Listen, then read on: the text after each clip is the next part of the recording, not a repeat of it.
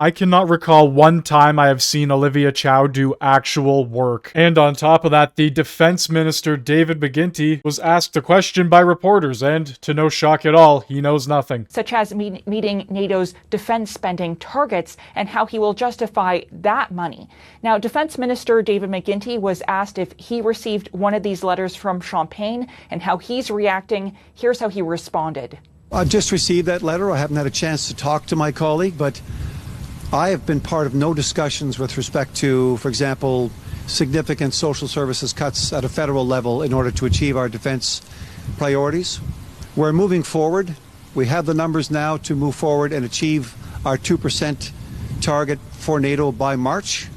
It was just last month that Carney announced that Canada will start spending 2% of its gross domestic product on defense by next year, and then 5% of its GDP on defense by 2035. That will cost about $150 billion annually, and it's a goal that McGuinty says will be reassessed by NATO allies in 2029. It sounds like the Liberal cabinet isn't even in touch with one another. They went on vacation and they're just sending each other letters. A crazy story coming out of Montreal where a man is facing terror-related charges after alleged threats. What this means is that the act that he is alleged to have committed would also be a terrorist activity under the criminal code. The case of the 51-year-old man previously convicted of supporting Al-Qaeda, who allegedly told a homeless shelter worker at Montreal's Old Brewery Mission that he understood how to make explosives, wanted to make bombs, and then use them to kill a large number of people on public transit,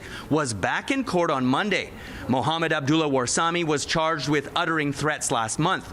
On Monday, the federal Crown prosecutor said that the Attorney General of Canada has given consent to file a notice to have the charge of uttering threats to be treated as a terrorist offense, which carries a greater punishment. Following a further assessment of the evidence that was gathered by the RCMP, we believe that the act that is alleged to have been committed by Mr. Warsami also is the definition of a terrorist activity under the criminal code.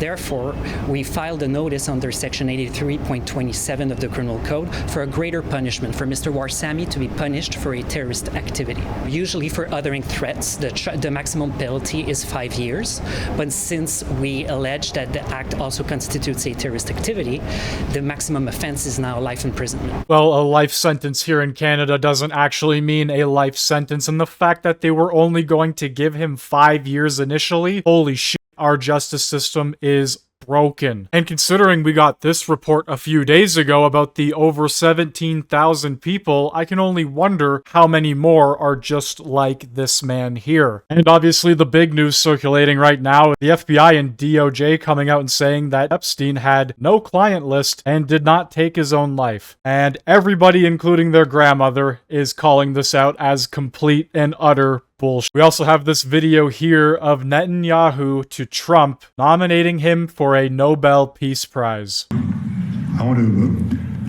express the appreciation and admiration not only of all Israelis, but of the Jewish people and many, many admirers around the world for your leadership of the free world, your leadership of a just cause, and the pursuit of peace and security, which you are leading in many lands, but now especially in the Middle East. We have great opportunities. The President has an extraordinary team, and I think our teams together make an extraordinary combination to meet challenges and seize opportunities.